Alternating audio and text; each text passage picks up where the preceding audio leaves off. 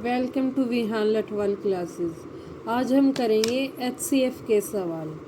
HCF क्या होता है? एचसीएफ का मतलब होता है हाईएस्ट कॉमन फैक्टर, यानी सबसे बड़ा जो फैक्टर होता है वो। ये क्या करता है? ये संख्याओं को भाग करता है। जो दी गई संख्याएं हैं उनमें वह सबसे बड़ा गुणनखंड होता है जो उन संख्याओं को पूरा पूरा भाग करता है। तो एचसीएफ में हम देखेंगे अब इसमें क्या होएगा। ये है 2 की पावर 2 गुना 3 की पावर 3 गुना 5 की पावर 5। फिर एक और दूसरी संख्या दी गई है 2 की पावर 3 गुना 3 की पावर 2 गुना 5। अब इनका एचसीएफ लेना है हमें। एचसीएफ लेने के लिए सबसे पहले लिखेंगे हम 2 की पावर इसमें तो दे रखा है 2 और इसमें दे रखा है 3, तो 2 की पावर 2 एचसीएफ में हम लेंगे छोटी वाली पावर, यानी 2 की पावर 2 गुना।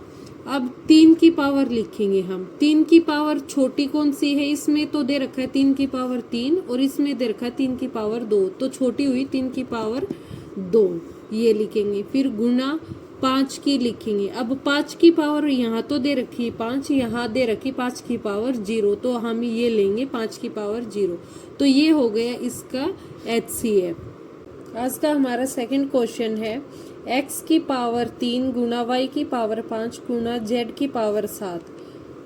x की पावर 5 गुना y की पावर 6 गुना z की पावर 9 और एक और संख्या दी है x की पावर 7 गुना y की पावर 4 गुना z की पावर 8। इसमें भी हमें एचसीएफ ही निकालना है। तो एचसीएफ निकालने के लिए क्या करेंगे? हम छोटी वाली पावर लेंगे, यानी x सबसे पहले लिखेंगे x। अब इन तीनों में हम ये देखेंगे x की पावर कम किस में है। यहाँ x की पावर 3 है, यहाँ x की पावर 5 है, यहाँ x की पावर 7 है, तो इसका मतलब 3 सबसे छोटी है x की पावर, तो यहाँ लेंगे x की पावर 3 गुना।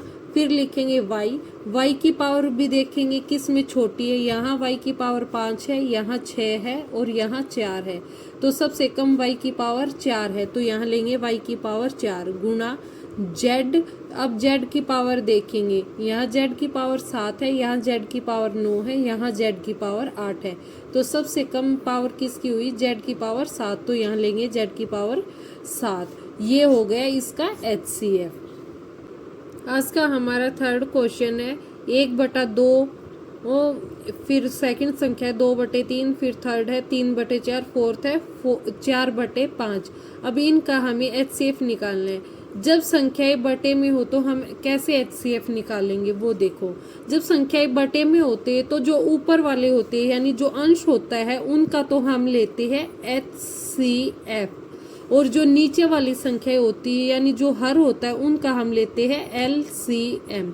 अब इनमें 1, 2, 3 और 4 का एचसीएफ क्या होगा? इनका एचसीएफ होगा 1, तो लिखेंगे 1 बटे। अब 2, 3, 4, 5 इनका एलसीएम लेंगे, तो इनमें एलसीएम क्या होगा?